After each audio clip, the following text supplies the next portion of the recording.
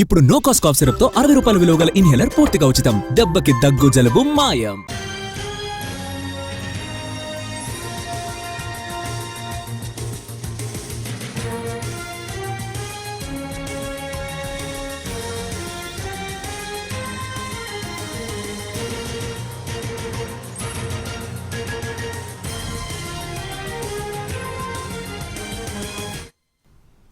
ఎమ్మెల్యేల అనర్హత పిటిషన్లపై రేపటి నుంచి విచారణ ప్రారంభం కానుంది. ఈ మేరకు assembly secretary Narasimhacharyulu bulletin release చేశారు. విచారణ జరగనున్న సందర్భంగా అసెంబ్లీ ప్రాంగణంలోకి మీడియాకు అనుమతిని నిషేధించారు. అలాగే ఎమ్మెల్యే ఎమ్మెల్సీలకు కూడా అసెంబ్లీలోని పార్టీ ఛాంబర్ వరకే అనుమతి ఇస్తామని స్పష్టం చేశారు. ఇక మాజీ ఎమ్మెల్యేలు ఎమ్మెల్సీలకు అసెంబ్లీ ప్రాంగణంలోకి అనుమతి లేదు. ఎమ్మెల్యేలు కూడా మీడియా పాయింట్లో మాట్లాడేందుకు అనుమతి లేదని సెక్రటరీ స్పష్టం చేశారు. సోమవారం నుంచి అక్టోబర్ 6 వరకు కూడా ఈ నిబంధనలు వర్తిస్తాయని తెలిపారు. అలాగే విచారణకొచ్చే అడ్వకేట్స్ కూడా సెల్ ఫోన్స్ తీసుకురావద్దని సూచించారు. సెల్ ఫోన్స్ సహా ఎలాంటి రికార్డింగ్ పరికరాలకు అనుమతి లేదని తేల్చి చెప్పారు.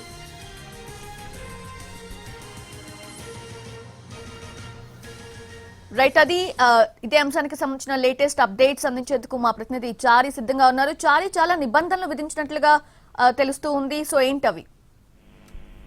అనర్హత పిటిషన్ ఎదుర్కొన్నటువంటి ఎమ్మెల్యేలకు సంబంధించినటువంటి ట్రయల్ ని స్పీకర్ రేపటి నుంచి మొదలు పెడుతున్నారు. ఉదయం 11 గంటలకు ఈ ట్రయల్ మొదలవుతుంది.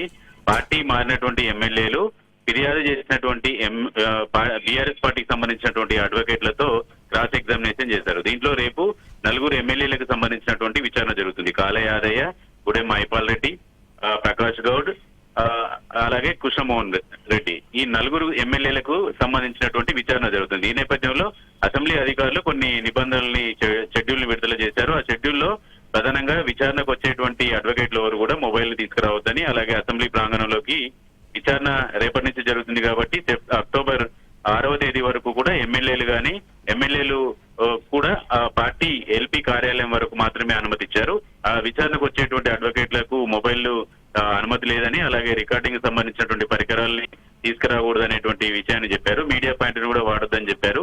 అంటే ప్రధానంగా కోర్టులో ఎలాగైతే ప్రొసీడింగ్ ఉంటుందో స్పీకర్ దగ్గర కూడా అదే రకమైనటువంటి ఆర్గ్యుమెంట్స్ జరుగుతాయి కాబట్టి దీనికి సంబంధించి కొన్ని నిబంధనల్ని అసెంబ్లీ అధికారులు విధించారు. దాంట్లో భాగంగానే ఇలాంటి నిర్ణయాలు తీసుకున్నారు. రేపు ఉదయం 11 గంటలకు ట్రయల్ ప్రారంభమవుతుంది కాబట్టి అసెంబ్లీ ప్రాంగణంలోకి ఎమ్మెల్యేలు కేవలం పార్టీ కార్యాలయానికి, అయితే మాజీ ఎమ్మెల్యేలు మాజీ ఎమ్మెల్సీలు ఎవరు కూడా అసెంబ్లీ ప్రెమిసెస్ లోకి అనుమతి లేదు అనేటువంటి నోటీస్ ని అసెంబ్లీ సెక్రటరీ విడుదల చేశారు.